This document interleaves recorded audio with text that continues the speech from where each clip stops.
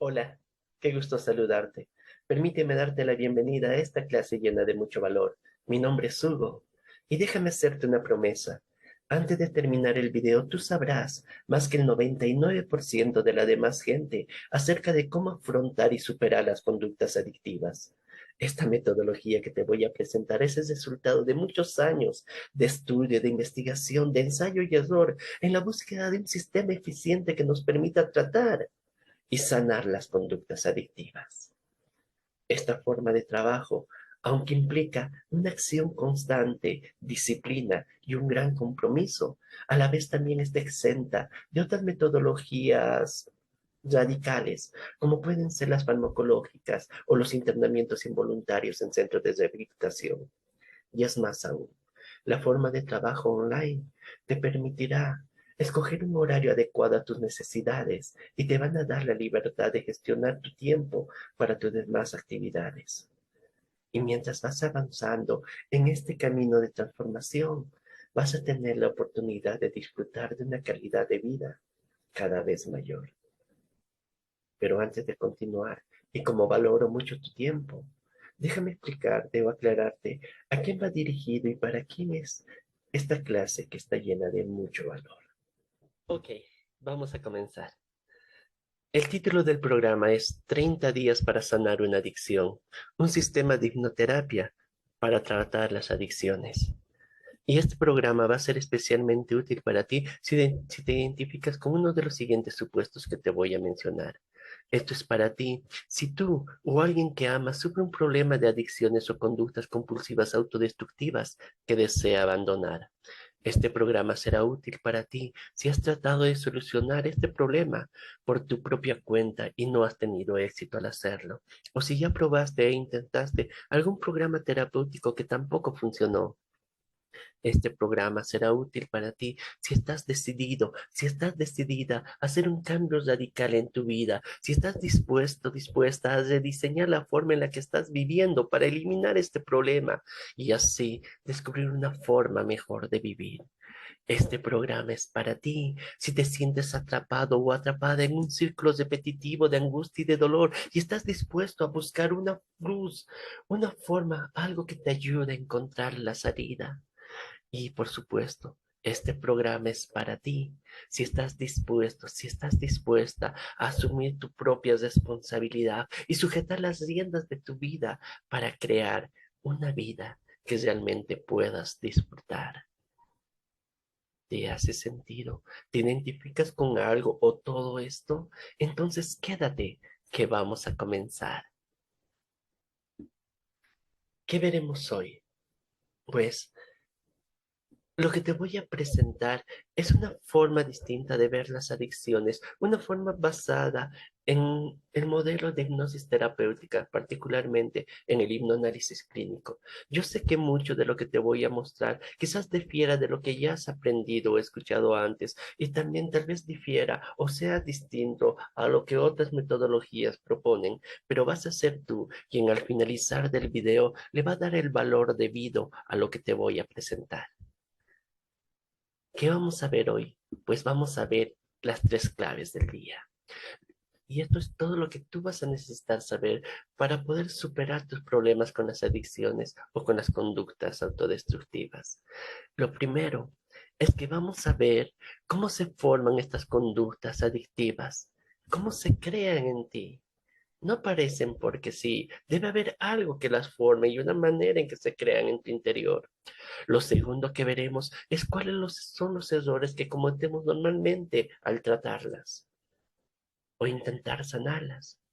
Y te darás cuenta porque todo lo que has hecho antes no ha funcionado. El tercer punto, y más importante quizás, es que vamos a ver cómo podemos eliminar estas conductas adictivas en 30 días.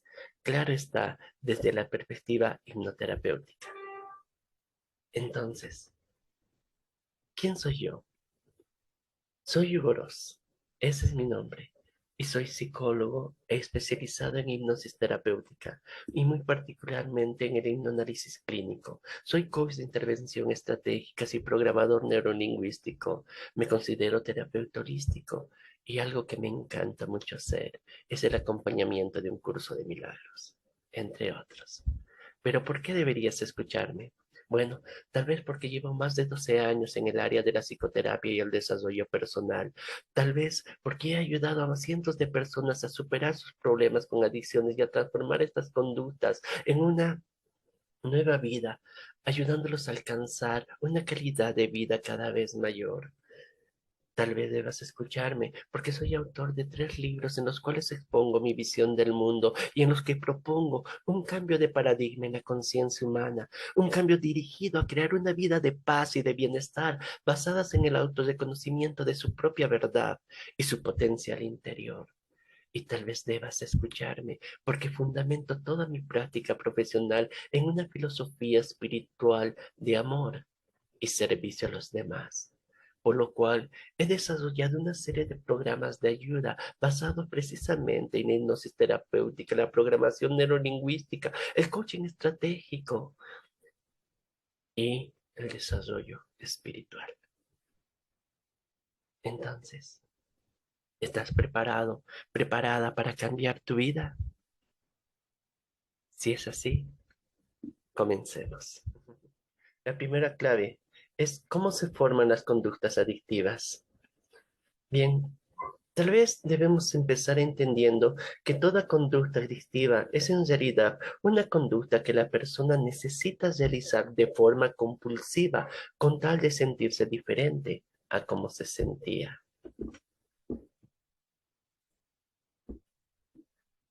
En principio, algo que es muy importante entender es que toda conducta, toda decisión que tomamos, toda acción que realizamos viene a ser un resultado final, el resultado final de un proceso interno altamente complejo, un proceso interno que está basado en todas tus experiencias de vida y en todas las herencias de tu familia, en todo lo que aprendiste de papá, de mamá, del abuelo, en lo que aprendiste de los profesores, lo que aprendiste de los amigos, en tus experiencias en las cuales experimentaste el fracaso o el éxito. Todas las decisiones y conductas que realizamos están basados en todos los aprendizajes y programas que introduciste en tu mente a lo largo de tu vida y muy especialmente todas tus conductas son el resultado final de todo el amor que experimentaste en la vida y de todo el desamor que también experimentaste en la vida. Y toda conducta que la persona realiza, en realidad siempre la realiza por una razón. Siempre busca obtener una ganancia secundaria, una intención positiva por detrás.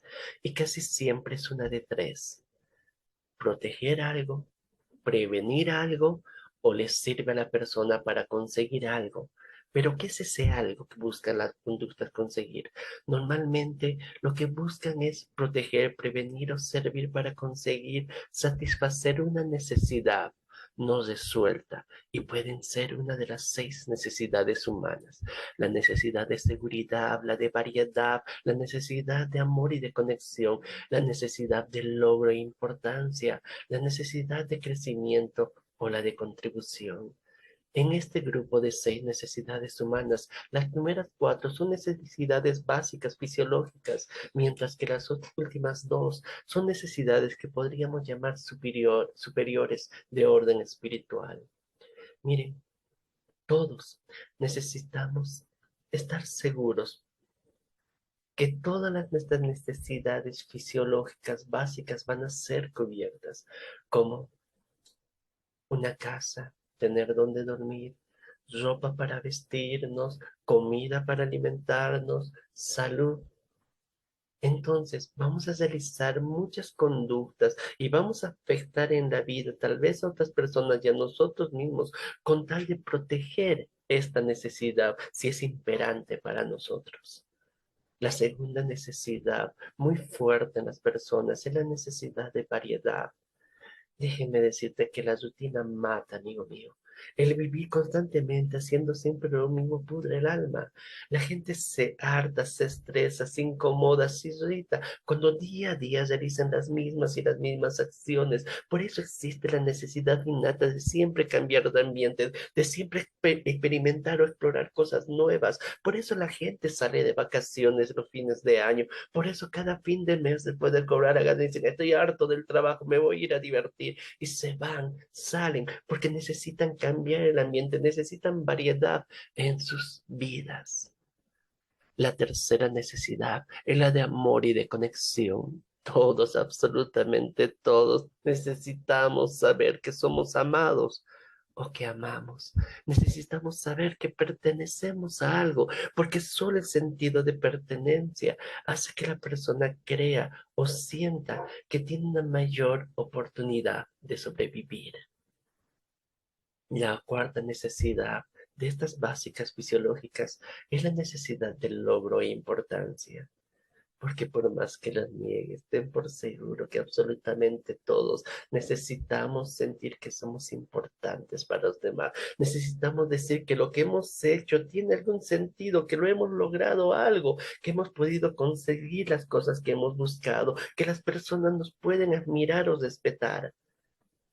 Necesitamos sentirnos importantes y tú vas a realizar y yo voy a realizar muchas conductas que inclusive pueden afectar a otras personas con tal de sentir este sentimiento de ser importantes o de haber logrado objetivos en la vida.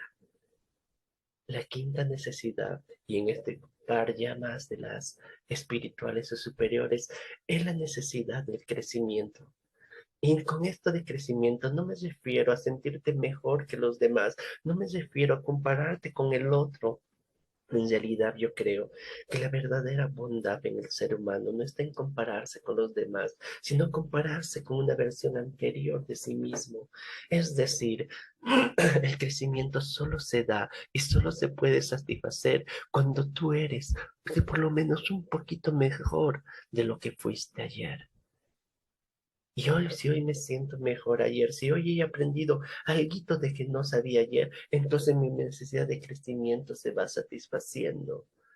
Todos necesitamos crecer, evolucionar. Si no caemos en el estancamiento, en la rutina, en la mediocridad, y eso duele. La última necesidad de este grupo es la necesidad de contribución, porque aunque no lo parezca, absolutamente todos necesitamos contribuir con la vida para poder trascender. Necesitamos saber que hemos podido tocar a otras personas, que nuestra existencia ha movido de alguna manera, conmocionado o de alguna manera influido en la vida de los demás. Por eso cuando tenemos algo, tenemos un deseo de darlo. Cuando vas por la calle y ves a un mendigo, le das una propina, le das una limosna. Cuando un amigo tiene problemas, le das un consejo. Por eso la gente tiene hijos, para cumplir esta necesidad innata de contribuir con la vida, de dar. Estas son las 6 necesidades fundamentales en cada persona. Y cuando una acción, una conducta, cuando tú realizas un acto que satisface de alguna manera alguna de estas necesidades, la probabilidad que esa conducta se repita es bastante alta. Y si una conducta que realizas satisface 2, 3 o más de estas necesidades, entonces esa conducta será repetitivamente realizada, pudiendo llegar incluso a convertirse en una adicción. ¿Me dejo entender? ¿Te parece lógico lo que te digo? Pues fíjate, porque cuando estas necesidades, una o más, no son satisfechas, lo que produce en la persona es un sentimiento de malestar, una sensación profunda que no nos gusta y de la cual queremos escapar. Entonces, cuando alguna de estas necesidades no han sido satisfechas o no hemos aprendido una forma adecuada para satisfacerlas, las personas empiezan a sentirse mal. ¿Y qué puede ser este mal? Cualquier emoción o sentimiento, cualquier pensamiento de esos repetitivos que tienes y que no te gustan, de los cuales quieres escapar. Ya puede ser vergüenza, puede ser miedo, puede ser frustración, puede ser preocupación, puede ser que se sintió desprecio, odio, pero cualquiera de estas cosas que duelen y de las que gente quiere arrancarse de sí misma.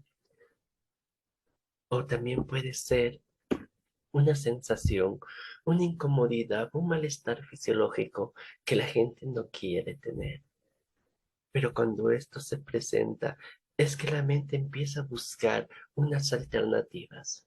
Y bien, creo que en este punto necesito hacer un pequeño paréntesis para explicarte un poco sobre cómo funciona la mente humana.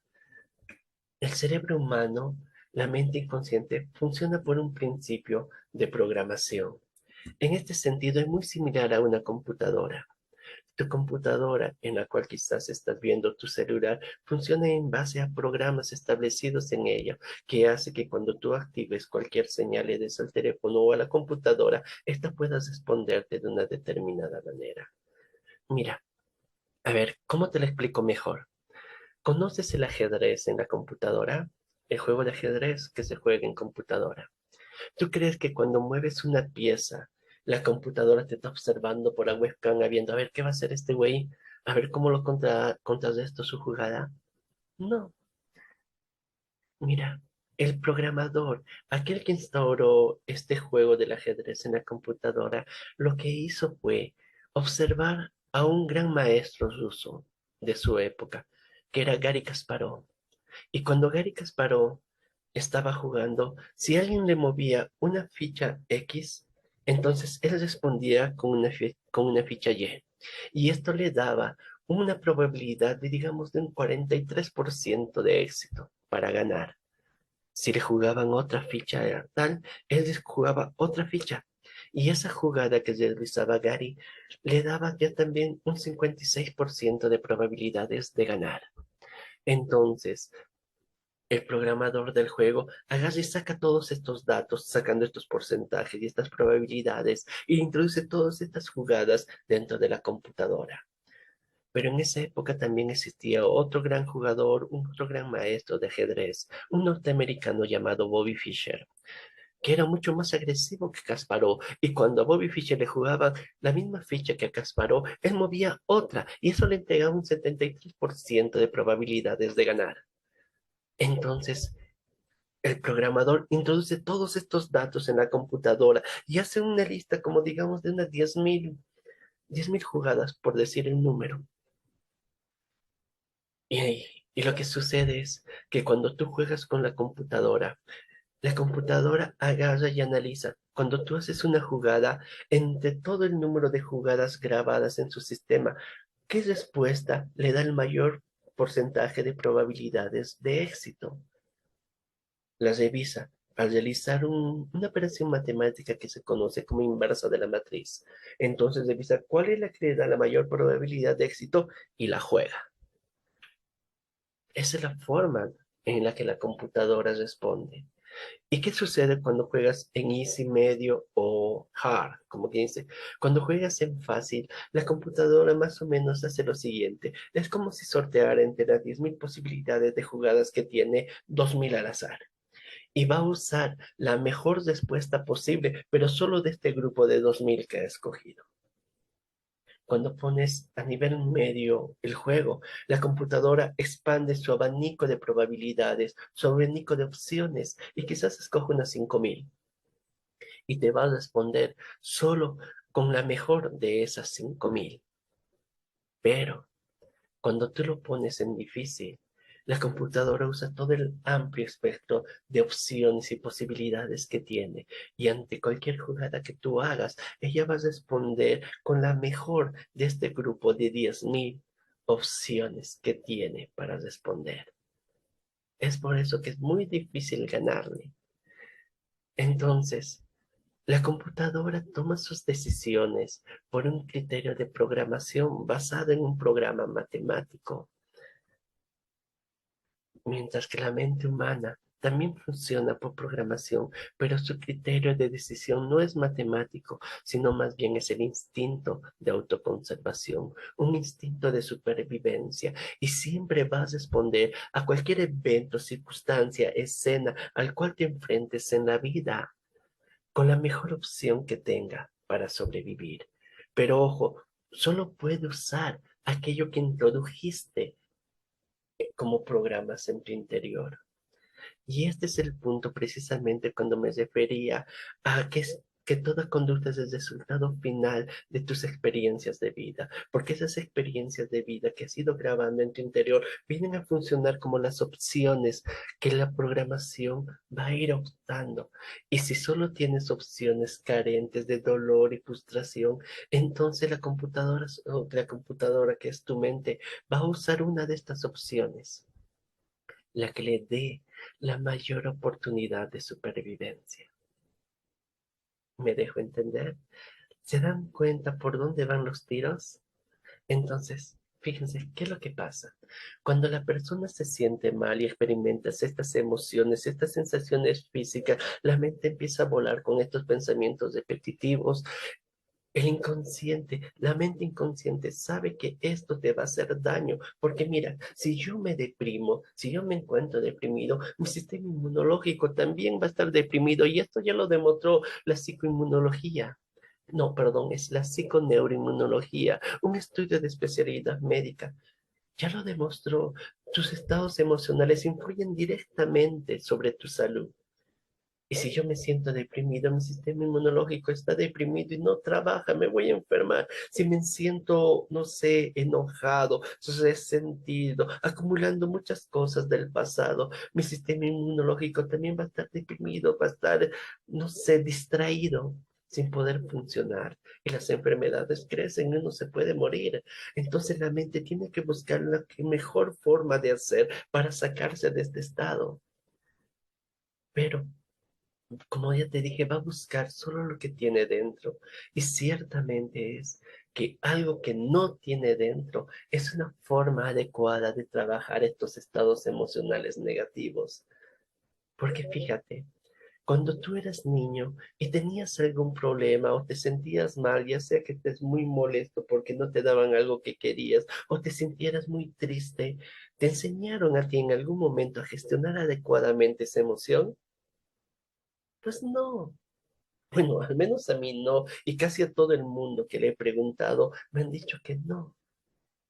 No sé cuál será tu caso, pero estoy seguro que si tienes algún problema de estos, es que tampoco te enseñaron a cómo gestionar tus emociones. Porque cuando eras niño y estabas molesto, nadie te enseñó y te mostraron que tu molestia en realidad significa que estás experimentando un sentimiento de injusticia.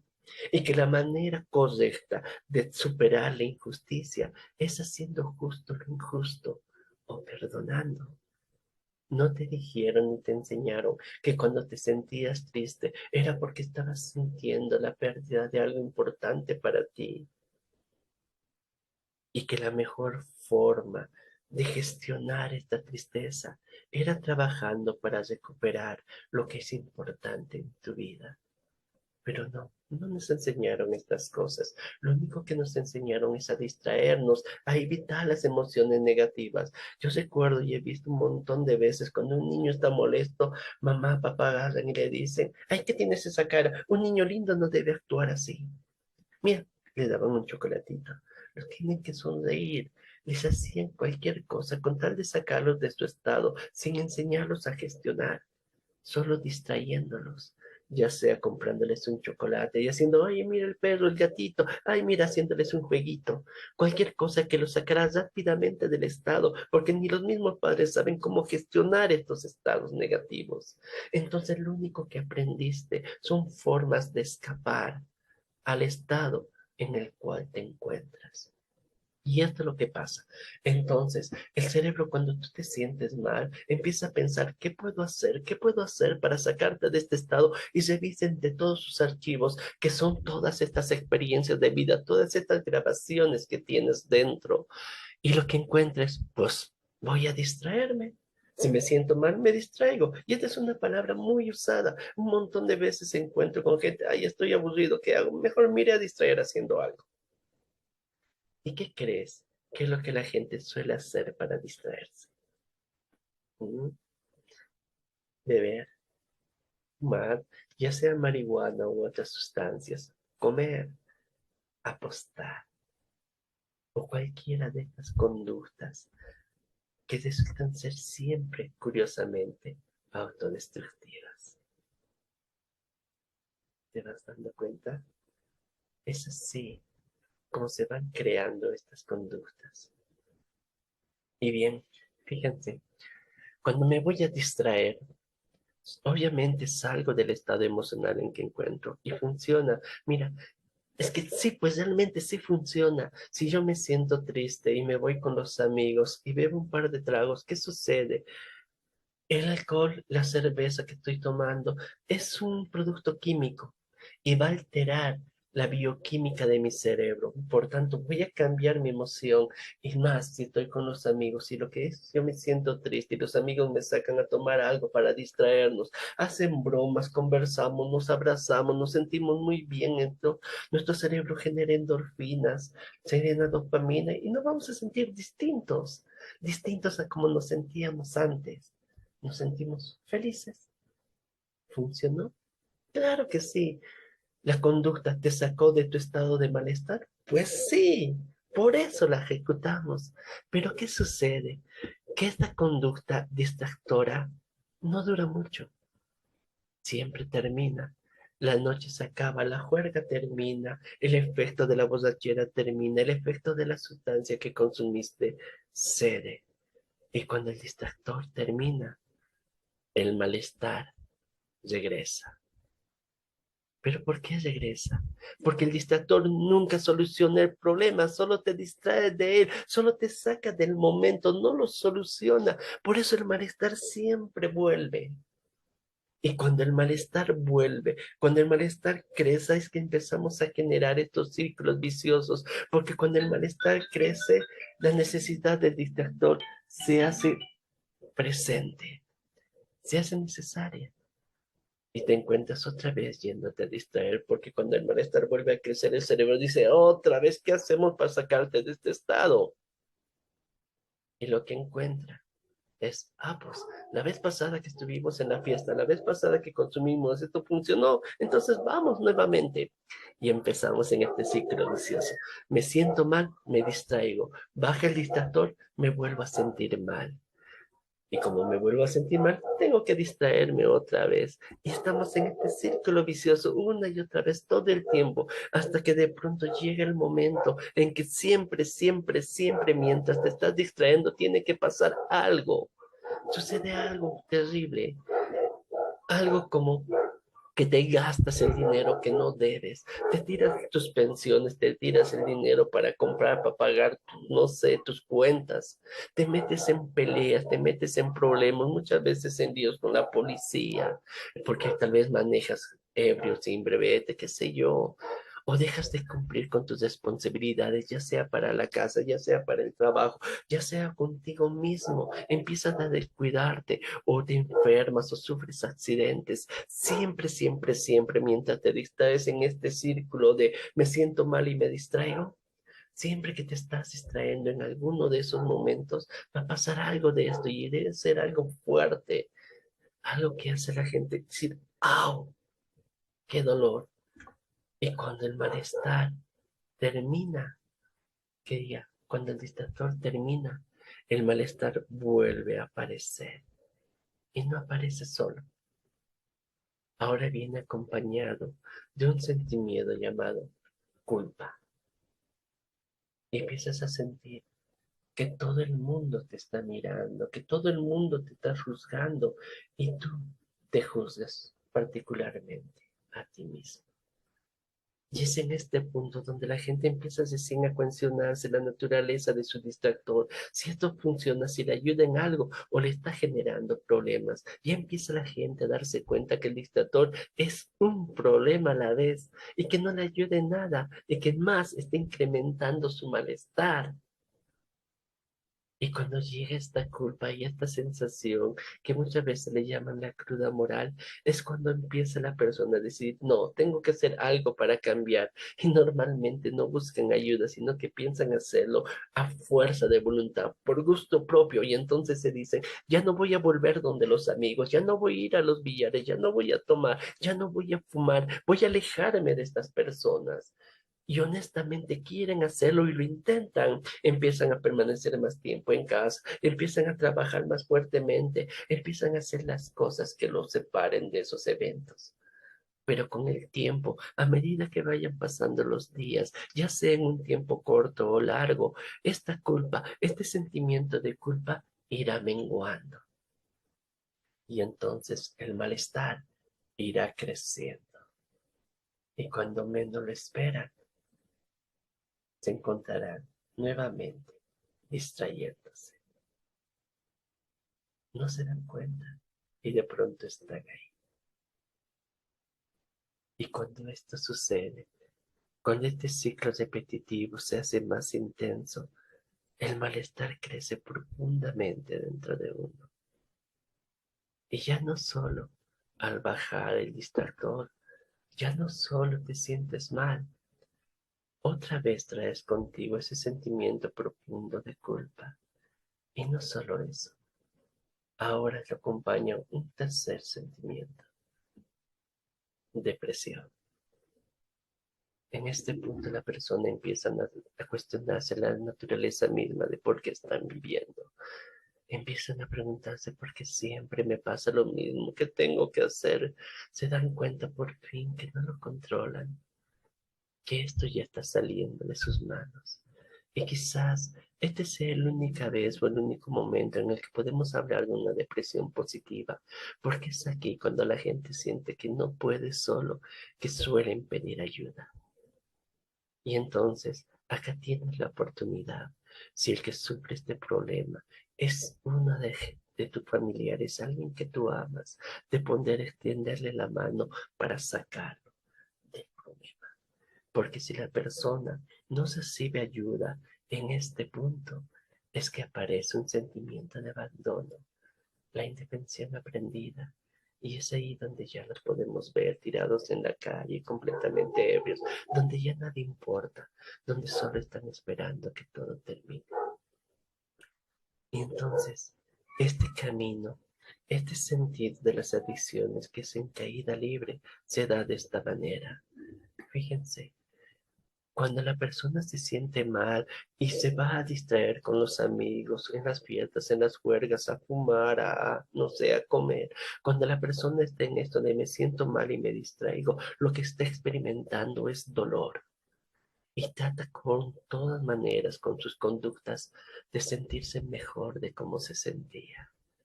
Cuando esto dura un tiempo y no se puede reconciliar, entonces empieza a aparecer el sufrimiento. Y aquí es donde la gente experimenta ya la culpa. Quiere cambiar, pero no puede. Sabe que está bebiendo demasiado, sabe que está fumando mucho y sabe que esto le está causando problemas, pero por alguna razón no puede evitarlo, aunque trata de hacerlo por sí mismo. Y si esto dura un fuerte tiempo, si no reciben ayuda, las personas llegan al estado de frustración y es donde aparece esos sentimientos de depresión, donde se cuestionan el por qué están vivos, porque siempre les pasa lo mismo y se dan cuenta al fin que están perdiendo todo el control. Aquí es como te digo, donde suelen pedir ayuda. Y si no obtienen esa ayuda, caerán en el siguiente punto, en el abandono, la indefensión aprendida donde se hace presente ahora que no puede. Las personas abandonan la esperanza y solo esperan a que todo termine. Cuando las personas caen en este punto, en este sentido del abandono, y es muy, pero muy difícil recuperarlas.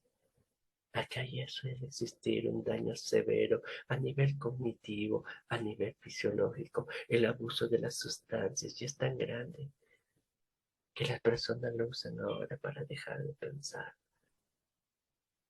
En cierta forma, creo que es una forma o un intento de suicidio. Pero ¿saben qué pasa? Cuando la persona experimenta dolor, sufrimiento, frustración, cuando empiezan a experimentar este abandono, suelen tener conductas y actitudes agresivas, desafiantes, actitudes que pueden ser exasperantes para las demás personas. Y si tú eres familiar, si tú eres la persona que ama a uno de estos de estos seres que ha caído en estos graves dilemas, tienes que entender y darte cuenta que lo que están haciendo no es otra cosa más que gritar, ayúdame, aquí estoy.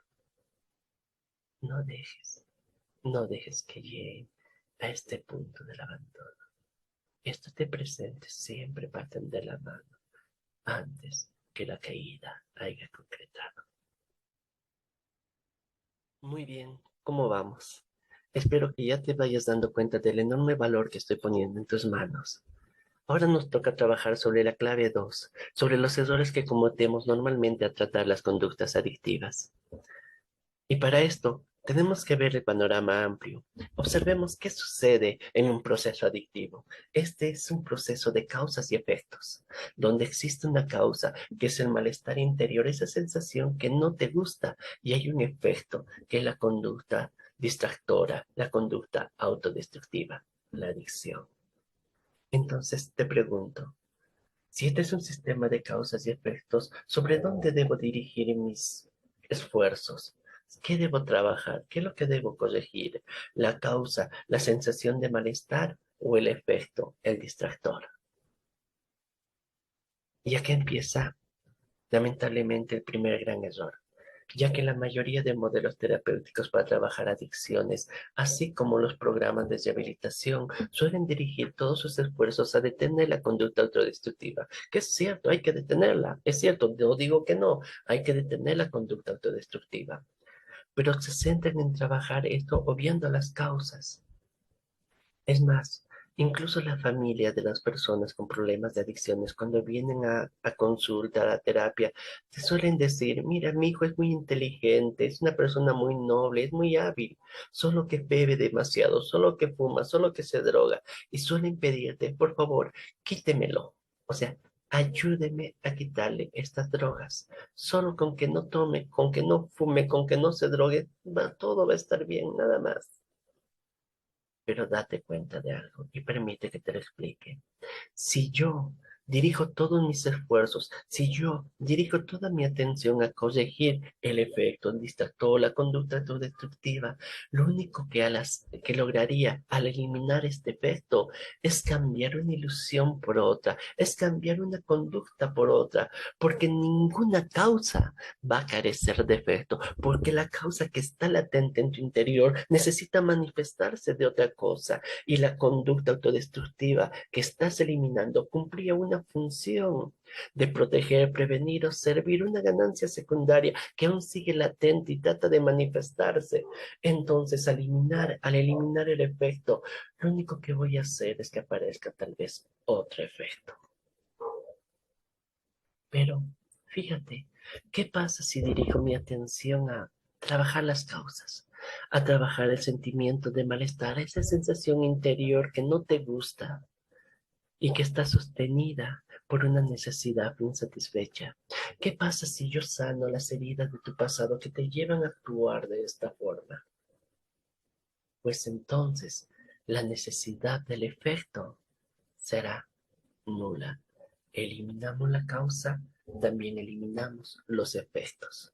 Pero fíjate que no es tan sencillo así, ya que el hecho de eliminar las heridas interiores, las causas que sostenían la adicción, no quiere decir que automáticamente la conducta adictiva desaparezca, porque esta a lo largo del tiempo se convierte en una costumbre, en un hábito que trata de autosostenerse.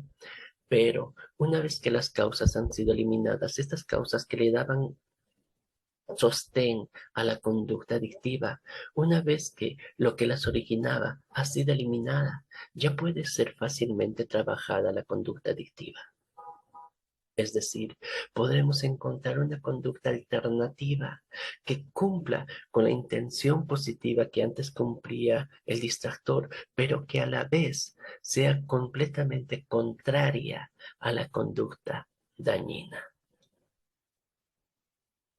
¿Me dejo entender? ¿Se va entendiendo por dónde van los tiros? Ok, entonces este es el primer gran error.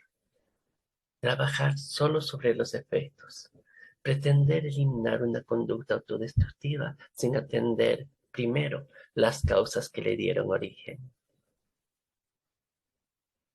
El segundo gran error tiene que ver con las ideas limitantes, aquellos pensamientos, aquellas creencias que limitan nuestro funcionamiento y nuestra acción. Y una de ellas, entre la más grave, es creer que las cosas deben cambiar sin cambiarse uno mismo. Sí, la mayoría de personas dice, no, no, no, yo estoy muy bien, quiero dejar de fumar. Yo solo quiero dejar de consumir. No, todo lo demás está bien. Y déjame decirte con mucha sinceridad, y escúchame claramente, no puedes solucionar un problema con los mismos criterios mentales que usaste cuando los creaste. Si quieres que algo cambie, todo tiene que cambiar. No puedes agarrar y decir, solo voy a cambiar en esta partecita de mi vida. Si quieres que este cambio sea funcional, duradero y sostenible, todo tiene que cambiar, no solo una pequeña parte. Permíteme bajarte de esa nube. No funciona así. Nadie lo ha hecho o lo ha logrado así. La segunda idea limitante tiene que ver con esta creencia de que existen varitas mágicas. Mucha gente viene a sesión o traen a sus familiares a consulta y te dicen, por favor, dígame lo que no haga esto. Creen que ya que sea una sesión de hipnosis o cualquier otro modelo terapéutico, que con venir a la sesión ya todo está solucionado. Ya no va a haber problema. Quieren que les diga la frase, la clave perfecta para que todos sus problemas se disipen, para que la adicción desaparezca. Y no funciona así. No existen varitas mágicas. Yo no puedo agarrar y decirte, listo, ping, ya está. No existen más adicciones. Eso no pasa. Todo, absolutamente todo proceso de cambio necesita acción, necesita disciplina y necesita compromiso personal para lograrse. Y el tiempo, y el tiempo que una de persona demore en lograr estos cambios depende principalmente del grado de voluntad y de compromiso que se ponga. La tercera idea limitante, que es bastante popular, está en la creencia de que es el terapeuta u otra persona la que puede cambiarte. Y déjame decirte que nadie cambia a nadie. Ni siquiera el mejor terapeuta del mundo o el mayor hipnólogo que exista puede venir y convencerte de hacer algo que tú no quieres hacer. Y a veces pasa, a veces suelen venir a sesión. Bueno, pues sí, estoy viniendo porque mi mujer ha dicho que me va a abandonar si es que no venía a terapia. Es una pérdida de tiempo. Todo cambio empieza por uno mismo y todo lo cambio lo realiza uno mismo. Todo proceso de sanación terapéutica tiene que ver mucho con la voluntad de la persona de ejercer ese cambio. Y el terapeuta solo es aquel que lo acompaña y lo guía en realizar los cambios en su interior. Yo no puedo obligarte a hacer nada que tú no quieras hacer. Y acá aparecen incluso otras ideas más, como la idea limitante de creer que puedes hacer estos cambios por ti mismo, solo, a pura fuerza de voluntad. No niego que haya alguien que pueda hacerlo, pero sinceramente es casi imposible. Es más aún, aunque la persona o el ser humano sí tiene el poder de hacer cualquier tipo de cambio por sí mismo, eso requiere de cualidades internas muy activas. Y créeme, si tú tienes un problema de adicciones, no estás con esas cualidades activadas en tu interior. El tercer gran error que la gente suele cometer es creer que una adicción va a desaparecer o se va a acabar con el simple hecho de estar un tiempo sin consumir. Y esto es muy común también de verlo, ya que muchas personas cuando descubren que uno de sus familiares ha caído en este problema, lo primero que hacen es, dicen, no, te me vas donde tu tía a tal ciudad. Lo envían a un pueblo, lo envían a otro lugar con la esperanza de al estar lejos de las personas o los lugares en los que se drogaba, ya deje de drogarse, ya deje de consumir. Y el alejamiento funciona. Y sí tienes razón, hay que apartar a la persona de los lugares donde consume y de la gente con la que consume. Es cierto, y ahorita te voy a explicar al respecto, pero el hecho simple de apartarlo no sana la adicción, porque cuando la persona regrese o salga de los centros de rehabilitación donde lo has internado para que no consuma, va a volver a consumir, porque va a regresar a las mismas circunstancias, a los mismos problemas, a la misma forma de vida con la cual antes se enfrentaba. Y por tanto vas a responder de la misma manera de siempre, consumiendo. No puedes agarrar y llevar a una persona y apartarla de la sociedad.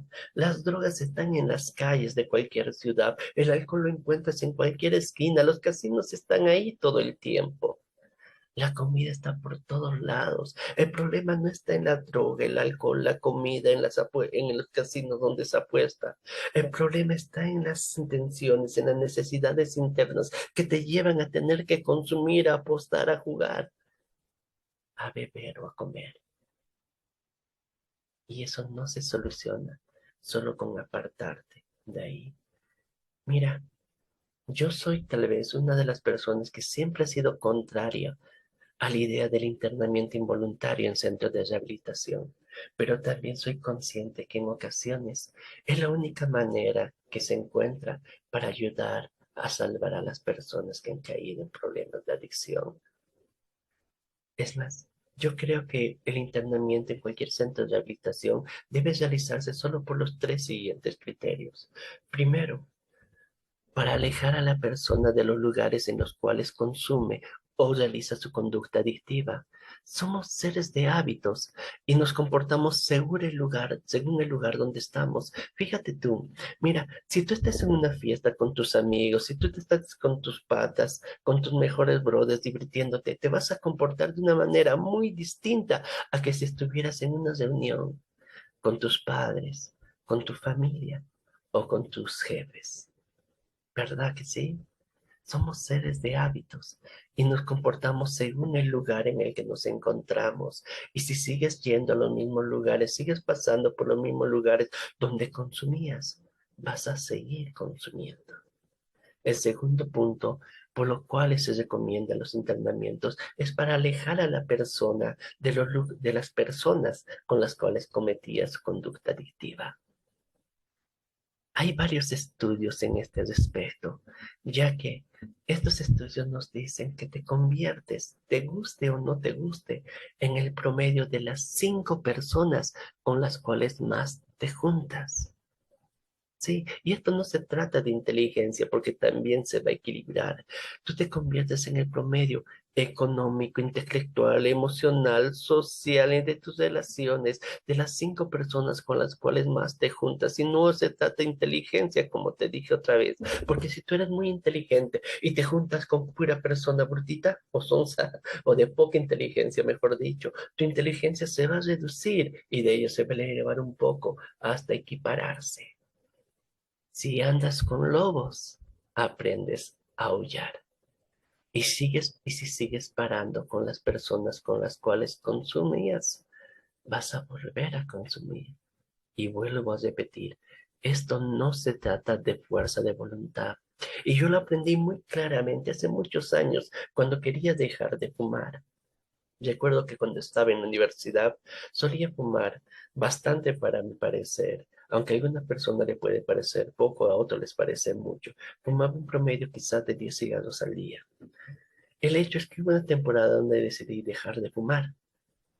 Entonces ya no me compraba cigarros y me traté de mentalizar, no voy a fumar, no voy a fumar, no voy a fumar, voy a dejar el cigarro.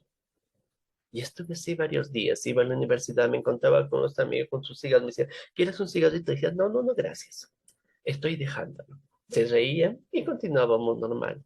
Y también iba a los mismos lugares donde nos juntábamos con los amigos a conversar y a fumar un cigarro antes. Seguía pasando por ahí, pero fuerte, a fuerza de voluntad decía, no, yo no voy a fumar, que yo fume, yo no lo voy a hacer. Hasta que cierto día, de pronto en medio de la conversación en uno de esos lugares, alguien me dijo, oye, pásame el cigarro. Yo le dije, ¿qué? Y caí en cuenta, estaba fumando. Y me pregunté, ¿cómo demonios ha llegado este cigarro acá a mi mano? Y lo que sucede es lo siguiente, somos seres de conductas inconscientes, la voluntad no controla nuestras conductas, porque mira, mis amigos, en mi grupo amical de esa época, no todos se compraban sus cigarros. Siempre había alguien que compraba un cigarro y el cigarro pasaba entre todos. Uno piteaba, lo pasaba al otro y todo el tiempo era así. Y estábamos acostumbrados a hacer eso.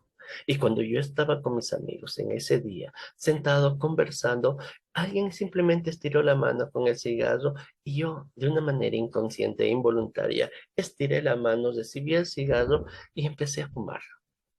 Y no entré en conciencia hasta que otro de los muchachos me dijo, pásame el cigarro. Y ahí me di cuenta y dije, ops, y lo entendí. Somos seres de hábitos y estos hábitos se controlan por nuestra mente inconsciente y no por la fuerza de voluntad. Así que uno de los puntos por los cuales se interna a la persona es precisamente para alejarlo de la gente y de los lugares donde cometen su conducta adictiva, porque por más que quieran, si siguen parando con la misma gente y siguen en los mismos lugares, van a seguir haciendo lo mismo. Hay una frase que se le atribuye erróneamente a Einstein, pero te dice que si sigues haciendo lo que siempre has hecho, seguirás recibiendo lo que siempre has recibido. ¿Vamos bien? ¿Me vas entendiendo, claro? Bien, esto nos lleva al tercer punto por el cual se suele recomendar el internamiento, además de alejarlo de los lugares y alejarlo de las personas con las que se comete la conducta adictiva. Los internamientos suelen recomendarse por un tercer factor, para aprender recursos que le ayuden a superar su adicción. Mientras están alejados, la persona tiene que aprender nuevos recursos, porque como ya te dije, cuando la persona salga de un centro de rehabilitación o regrese del viaje, donde lo enviaste para que no consuma, va a volver a las mismas circunstancias, va a volver a los mismos problemas, va a volver a los mismos lugares, va a volver a la misma vida de siempre. Por tanto, va a reaccionar de la forma de siempre. Es por eso que en los centros de entrenamiento lo que se tiene que procurar es tratar de introducir recursos en la persona, habilidades que le permitan afrontar esas situaciones cuando llegue a esos lugares, cuando se encuentre con la gente con la que antes consumía, que van a tratar de jalarte. La gente jode, y si era gente con la que tú consumías, van a llamarte, te van a buscar y van a tratar de hacerte regresar. Y cuando tú digas no, te van a fregar y te van a atacar y te van a decir, ¿qué cosa me vienes a mí haciéndote? Si yo te conozco, si conmigo has hecho esto, si yo te he visto así, y friega, y eso duele. Así que mientras la persona está internada en un proceso de rehabilitación o esté lejos del lugar donde antes consumía esas personas, tiene que aprender los recursos necesarios para poder afrontar todas estas situaciones y tiene que hacer todo un cambio estructural en su forma de vivir para poder encontrar nuevas formas de vida. Ahora, ahora que ya sabemos cómo se crean y se sostienen estas conductas adictivas, ahora que entendemos los errores que hemos cometido a la hora de tratarlas, solo nos queda ver cómo podemos eliminar estas conductas adictivas en 30 días. Aunque tal vez tu pregunta sea si realmente se pueden eliminar las conductas adictivas en 30 días, ¿verdad? Pues déjame responderte, porque la respuesta es un rotundo sí, sí se puede, pero esto requiere de ciertas condiciones. Ahora, ¿cuáles son esas condiciones? Veámoslas.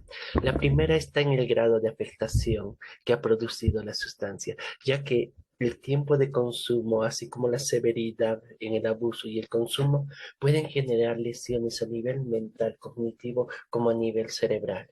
Y esto tiene que ser evaluado por una psiquiatra. Incluso muchas veces por el abuso de la sustancia, las personas caen en un estado llamado psicosis por consumo de sustancias, en el cual se alejan de la realidad. Por tanto, no son personas aptas para trabajar un proceso terapéutico.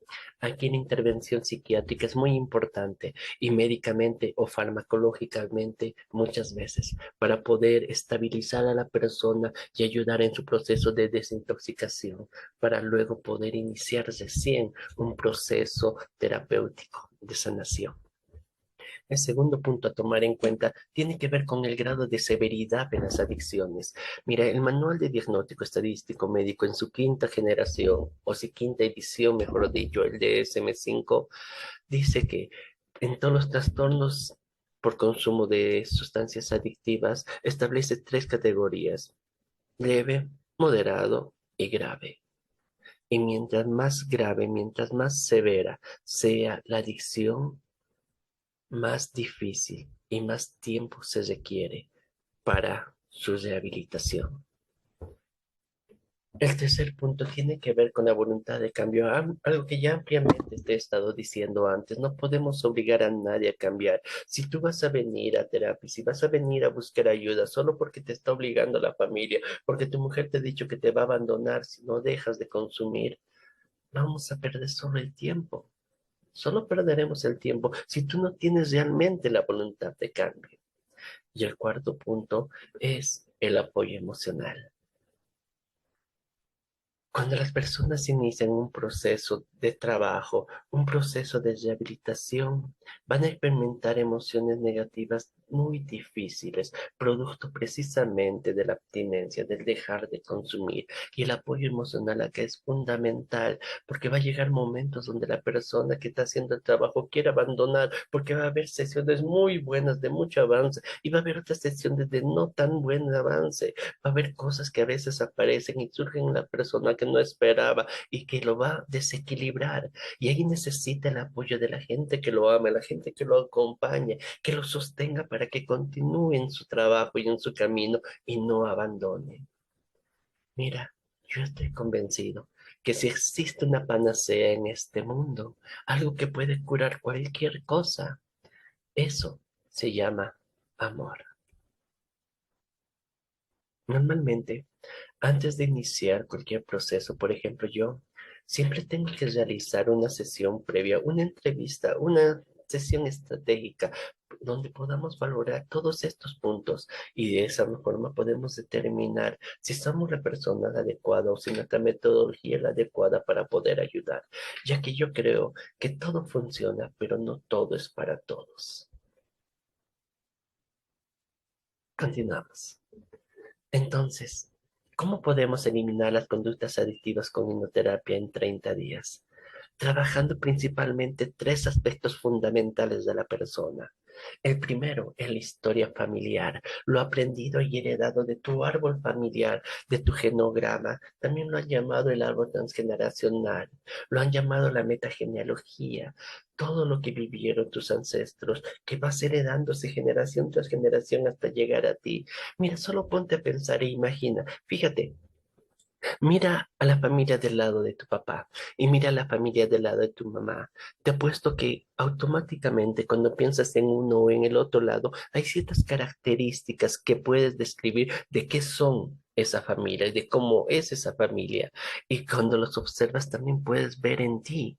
Con un ejercicio de sinceridad, de autoobservación, puedes ver en ti qué has aprendido de este árbol o de este árbol. Y a veces, si en la familia, no sé, digamos de mi mamá, todos eran fiesteros, todos eran juergueros, y así solucionaban sus problemas o así se distraían de sus problemas, es muy posible que tú también lo aprendas. Si mi abuelo era alcohólico, mi papá es alcohólico, yo, por un principio de lealtad familiar, voy a ser alcohólico. Y esto es muy interesante dentro de nuestro árbol familiar, porque hace no mucho tuve un caso de una persona que no bebía hasta un año antes de conocerla, de entrar en tratamiento. No bebía. Resulta que su papá los había abandonado porque el papá era alcohólico. Los había dejado. La mamá nomás se encargó de levantar y criar a la familia y sacar adelante al hijo. Y el hijo tenía un gran resentimiento hacia el papá. Claro, por tomar nos has abandonado y como que odiaba el hecho de tomar. Hasta que llegó el día donde su padre murió. El padre al que tanto despreciaba murió. Y de pronto le empezó a tomar. Empezó a tomar, a tomar, a tomar. En una visión consciente, él no se da cuenta de por qué todo esto sucedió. Pero cuando se analiza el árbol transgeneracional, cuando se revisa las cosas que han pasado, lo que has heredado, existe el principio que surgía de que el muchacho, a la vez que detestaba a papá, a la vez que se negaba contra él, también los reclamaba porque ¿por qué no ha estado en su vida? Y cuando el padre murió, la única manera que él podía encontrar, y esto no es a nivel consciente, sino a nivel de estructuras inconscientes, la única forma que su inconsciente encontró para honrar a papá era beber como papá bebía. Solo cuando él pudo darse cuenta de eso, solo cuando él pudo sanar esta parte de su vida, de su árbol, de todo su linaje familiar, es que pudo caer en cuenta y decir, sí, pues este problema no es mío y yo no tengo por qué cargarlo. Y pudo hacer todo un trabajo para quitarse el problema de beber. Cuando tú trabajas el árbol familiar, cuando los divisas, lo analizas, esto te va a permitir perdonar las estructuras de tu árbol, lo que pasó con papá, lo que pasó con abuelo, lo que aprendiste de ellos, lo que heredaste a nivel genético incluso. No heredamos muchas veces las enfermedades y no heredamos en realidad el alcoholismo. Lo que heredamos es la forma de jodernos la vida, de volvernos alcohólicos para solucionar o para manejar los conflictos que llevamos dentro. Entonces, al hacer todo este trabajo del árbol familiar, al sanar toda esta historia, lo que podemos hacer es perdonar el pasado para liberarnos de él. Podemos cerrar los ciclos para poder manifestarnos de una forma diferente, para liberarnos de todas las cargas familiares, físicas, energéticas o kármicas que nos estén atando a nuestra historia familiar. Al fin somos libres de repetir nuestra propia, perdón dicho, de no repetir los mismos eventos de nuestros ancestros. El segundo punto que se trabaja en esta perspectiva está en la historia personal, en las heridas y traumas del pasado que hoy te limitan. Y cuando me refiero a traumas, me estoy refiriendo a todos los eventos de tu vida pasada que cavaron hondamente dentro de ti, ya sea que seas consciente o no de ellos. A lo largo de tu vida, tú has tenido una serie de acontecimientos que de alguna u otra manera marcaron en ti y no siempre fueron generados por cosas muy malas o terribles que te pudieron pasar. A veces simplemente son la forma en la que hemos interpretado ciertos eventos o situaciones. Me llega a la mente en este momento la historia de un muchacho que también tenía problemas con consumo de bebidas alcohólicas. El joven solo tenía 19 años, 18, 19 años tenía. Pero cuando hicimos el trabajo, y precisamente usamos para este trabajo el, el modelo de hipnoanálisis clínico, descubrimos que él tenía una sensación de no pertenencia. Siempre cuando estaba en casa sentía que no debía estar ahí, que no lo quería, sentía que debía salir de ese lugar. Y para lidiar con ese malestar, descubrió que tomar con los amigos le funcionaba. Pues cuando tomaba con los amigos, ellos lo abrazaban, le decían, te quiero, yo voy a estar contigo, tú eres mi padre, tú eres mi mejor amigo, a cajón siempre contigo. Entonces su necesidad de conexión, de amor, se sentía satisfecha, pero cuando volví a casa solo sentía que era rechazado. Y cuando entrevisté a la familia, cuando hablé con la familia decía, no, no lo tratamos mal. Es más, le complacemos muchas cosas, pero ya se pasa. Todo el tiempo está tomando, siempre llega ebrio. Y no entendían por qué. En el proceso de hipnoanálisis, que es un modelo de hipnosis regresiva, cuando trabajamos descubrimos que cuando el niño tenía 3 años y medio aproximadamente, fue la ceremonia de su bautismo. Ah, sí, bautismo. Y él llegaba con mamá feliz a que sea bautizado, porque estaba yendo con mamá bien cambiadita, y mamá lo llevaba de la mano y mamá parecer estaba muy bien. Pero cuando llegaron a la iglesia, toda su familia, todo el mundo estaba con la cara larga. Todos estaban como molestos, compungidos, todos estaban muy irritados, incluso papá. Y ni bien llegó, al poco momento se dio cuenta que mamá también ya tenía esa cara. Entonces, Él cuenta, en el proceso se da cuenta que cuando ingresaba por la iglesia y avanzaba hacia donde estaba el cura para que lo bauticen, podía sentir la molestia de todo el mundo, podía sentir la angustia de todo y sentía que he hecho yo. Se han puesto así porque yo he llegado y solo quería escapar. Sentía que ahí nadie lo quería, que solo lo despreciaban porque todos lo miraban mal, todos lo miraban con esas caras. Y sentí ese deseo de escapar. Ahora bien, en el proceso luego descubrimos que ese día de la sesión, ese día en la que lo iban a bautizar, justo antes de que él llegara con mamá a la iglesia, la familia se enteró del fallecimiento de un familiar. Fue en otra ciudad, en otro ambiente, y no podían hacer nada y ya estaban en la iglesia. Así que se quedaron a continuar con el programa de bautismo. Pero todo se sentía muy mal. No había sonrisas. Pero esto el niño no sabía interpretarlo, no sabía cómo experimentarlo, y más, no lo sabía. Solo podía ver lo que veía y sentir lo que sentía en ese momento. Y lo guardó en su interior, ya sea que a la noche o al día siguiente, todo pasó y empezaron a tratarlo otra vez bonito. No importa eso, porque nadie quita del niño esa sensación de malestar intenso que experimentó. Y su mente inconsciente agarra en ese momento y dice, Epa, tú no puedes tener estas emociones, no puedes vivir con esto. Y como tienes 3 años, no tienes la capacidad para gestionarlas. Así que el inconsciente agarra y lo reprime, lo guarda en tu interior. Y no pasa nada. Al parecer, el muchacho empieza a crecer, empieza a desarrollarse, olvidándose de aquel evento. Pero de pronto, en otro momento de su vida, pasa un evento, llega a una circunstancia donde las mismas características o las mismas sensaciones que experimentó en aquella vez de su bautismo están presentes. Y ¡pum! Todas esas cosas que llevaba ahí guardado resuenan y se activan. Y empieza a sentirse despreciado, marginado, que todos lo miran y lo juzgan. Empieza a sentir que no pertenece y solo desea huir, pero no sabe por qué. Solo cuando la persona hace este trabajo para revisar su historia personal, para sanar sus heridas, encuentra dónde nace todo esto y tiene por fin la oportunidad de reinterpretar los eventos pasados y tomar nuevas decisiones. Y si ese evento es el origen de las circunstancias que estás viviendo ahora, al eliminar esa causa, entonces las emociones que te hacen huir de casa y te empujan a consumir desaparecen. ¿Me dejo entender? ¿Se dan cuenta del poder de este trabajo?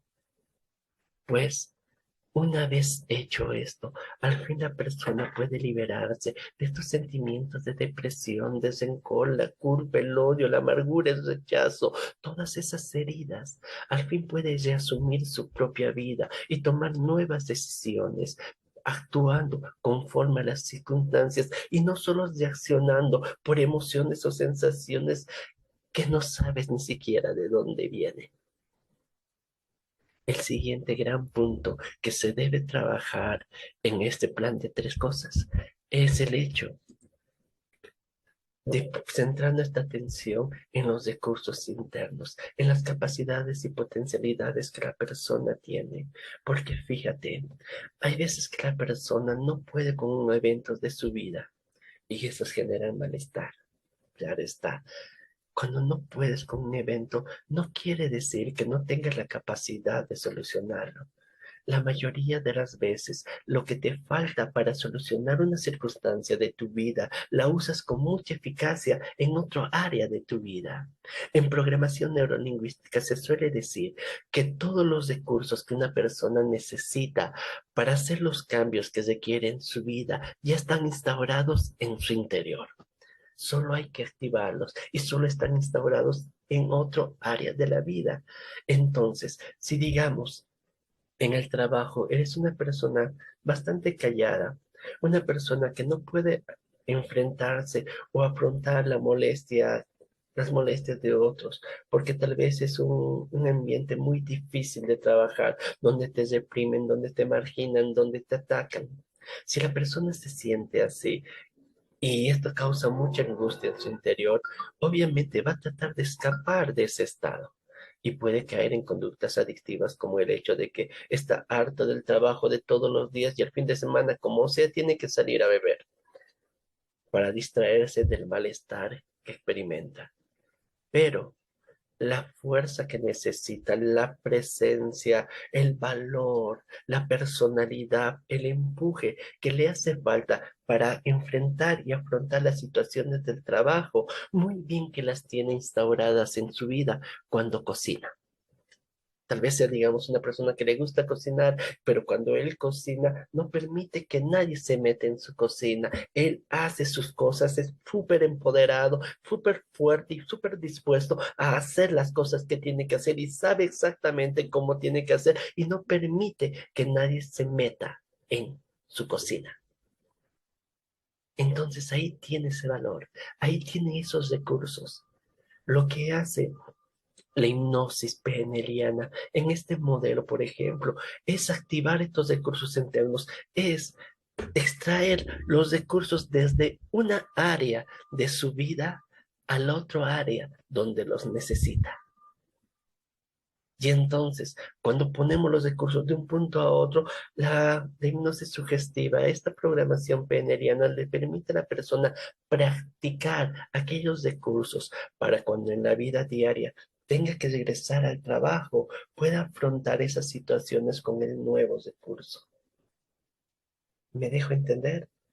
Espero que sí, porque fíjate, lo único que en realidad todos necesitan para lograr hacer este tipo de trabajo está ya dentro de ti y se basa en qué, en tu ingenio, en tu creatividad, en tu imaginación. Se ha descubierto y se sabe muy claramente, y esta es una de las máximas de programación neurolingüística, que para la mente humana pensar es lo mismo que hacer. Y si en un proceso hipnótico tú entrenas los recursos en la persona para enfrentar las situaciones que no ha podido resolver hasta ahora, entonces la mente aprende y es como en el juego de ajedrez, tiene una opción más con que trabajar y tiene que tomar una decisión la mente inconsciente, la decisión según lo que tiene, según los recursos que se le presente para afrontar de mejor manera el problema y obtener un mejor resultado. Y si le enseñamos y le hacemos practicar a la mente inconsciente estas conductas, estas nuevas habilidades, estos nuevos recursos, es muy probable que cuando se enfrenta a la situación difícil, la mente inconsciente actúe con los nuevos recursos. Y mientras más use los nuevos recursos, más fuerte serán estos recursos y podrán expandirse a más áreas de la vida. ¿Qué les parece? ¿Se va entendiendo todo esto?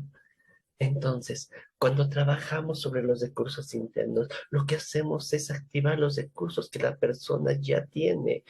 Y si es que no los tiene, le ayudamos a aprender y a grabar nuevos recursos que podemos extraer desde el exterior para instaurarlos en tu interior y usarlos donde realmente los necesites. Y es así que la suma de estos tres factores, el árbol familiar, la historia personal y los recursos internos, que no necesariamente tienen que ser trabajados en forma lineal, la suma de estos tres trabajos que pueden hacerse, ¿cómo se diría? A la vez, por así decirlo, se puede hacer mientras trabajas el árbol familiar, atacar aspectos de la historia personal e integrar recursos que te permitan trabajar con mayor facilidad tal o cual problema. El hecho es que cuando usamos o nos enfocamos en estas tres grandes áreas, podemos, no sé cómo decirlo, pero tal vez neutralizar completamente cualquier problema, cualquier conducta, incluso adictiva. En resumen, esto es lo que obtendrás al aplicar mi programa de 30 días para sanar una adicción. En primer lugar, lograrás neutralizar todas esas emociones negativas que te quitan la paz y que te han empujado a realizar la conducta adictiva. para así poderse tomar las riendas de tu vida y convertirte en esa persona que siempre quisiste ser. En segundo lugar, cerrarás los ciclos con tu pasado y para que puedas liberarte de todas esas cargas que heredaste, para al fin poder manifestarte de una forma diferente y atraer cosas distintas en tu vida, cosas que tú realmente puedas disfrutar. También podrás activar los recursos internos que te permitirán romper con todos los bloqueos que experimentas, liberando todo tu potencial para así crear esa vida que siempre has deseado.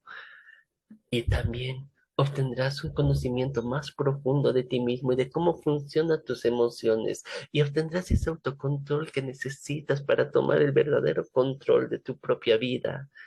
Y algo muy importante, al finalizar el proceso, te darás cuenta que la necesidad de cometer esas conductas adictivas simplemente ha desaparecido y así tendrás la libertad para disfrutar de aquella paz y el bienestar que tu corazón realmente anhela.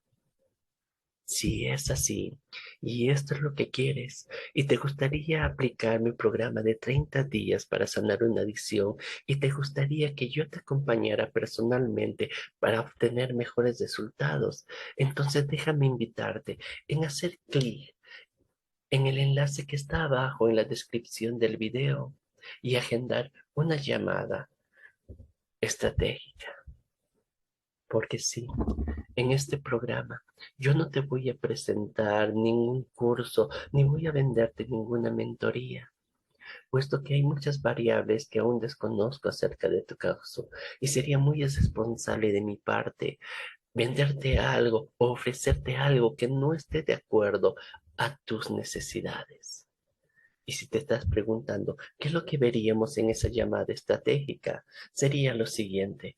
La llamada estratégica nos va a permitir conocer tu caso en particular y al hacerlo, también nos permitiría generar o presentarte un programa que esté a la medida de tus necesidades.